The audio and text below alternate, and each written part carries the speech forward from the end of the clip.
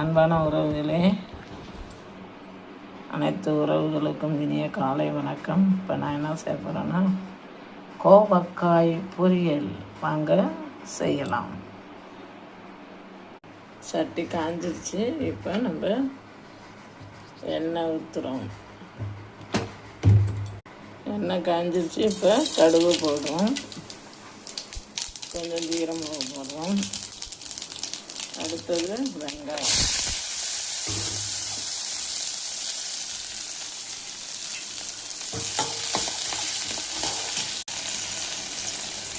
கொஞ்சம் இஞ்சி பூண்டு விழுது,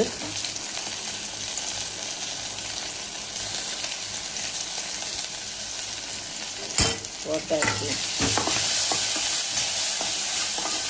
பாருங்கள், வெங்காயம் நல்லா வதங்கிருச்சு. இப்போ பாருங்கள், இது வந்து குடமிளகாய், இது வந்து கோவக்காய். இதை நல்லா வணக்கும். ஆமாம், இப்போ நம்ம சால்ட்டு போடுறோம். அதுக்கப்புறம் மஞ்சத்தூள், கருவேப்பிலை போடுறோம்.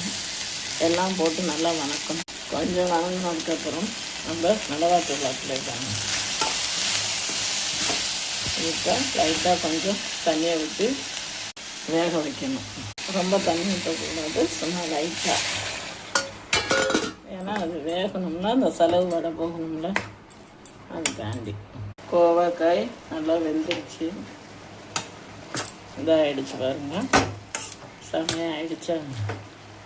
நான் வந்து காட்டம் அதிகமாக போட்டுக்கலாம், லைட்டாக போட்டுக்கிட்டேன், அதனால் உங்களுக்கு அப்படி இருக்கும். இப்போ வந்து நான் என்ன பண்ண போகிறேன்னா, தேங்காய் போட போகிறேன். ஏற்கனவே குடமிளகாய் போட்டிருக்கேன், மிளகாத்தூள் போட்டிருக்கேன், அதனால் வெறும் தேங்காய் மட்டும் அப்ளை பண்ணியிருக்கேன். ஆமாம், இது நல்லா கிண்டி விடணும். கிண்டி விட்டுட்டு இப்போ கொத்தமல்லி தலை போட்டு ரெடி ஆயிடுச்சு. வாங்க சாப்பிடலாம். நீங்களும் கோவக்காய் பொரியல்